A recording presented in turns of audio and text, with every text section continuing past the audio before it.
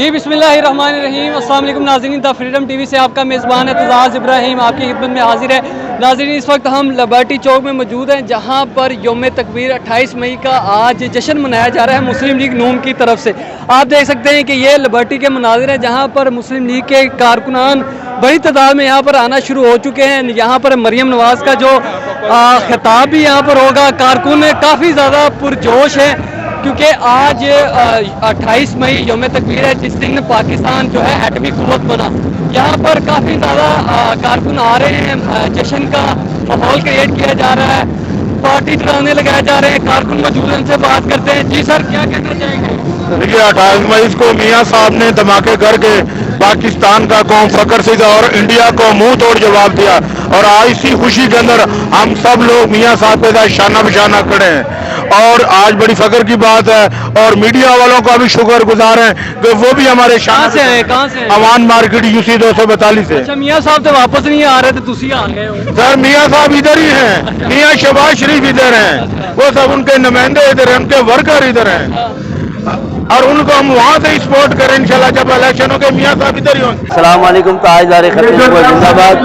اور 9 مئی کا جو ثانیہ تھا اس کے اوپر شیم ٹو عمران خان شرم آنی چاہیے۔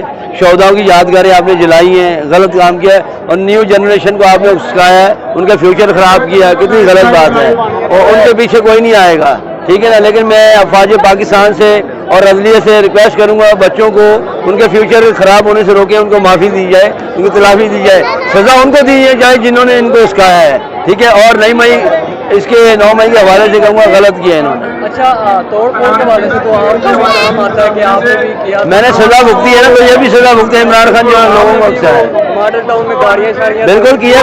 دیکھیں بات سنیں، جیسی کرنی ویسی بھرنی، میں نے جو کیا وہ کریں۔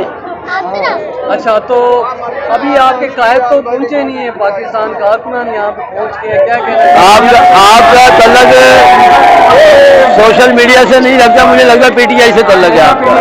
سوال ہے کہ نہیں، آپ کا دیکھیں بات سنیں، اس ٹائم پاکستان کے اندر سوشل میڈیا ٹیم بڑی ایکٹیو ہوئی ہوئی ہے، وہ ہر طرف سے ہے، یہ نہیں پتہ لگتا وہ کہاں سے۔ آپ سوال کریں، تنقید نہ کریں۔ اچھا، کیا کہنا باقی کارکنوں کے جو مقدمات ہو رہے ہیں، ٹھیک ہوئے ہیں یا غلط ہو رہے ہیں؟ دیکھیں اگر جو غلط نہیں ٹھیک ہوئے نہیں، ٹھیک کرنے چاہیے ان کو، غلط نہیں۔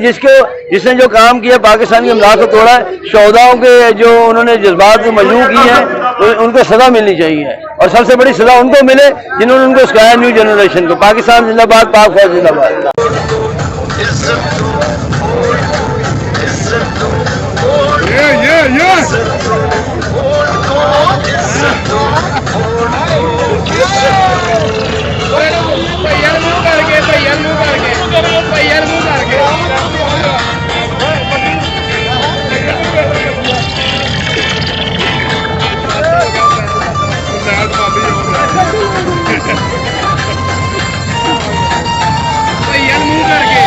Stop,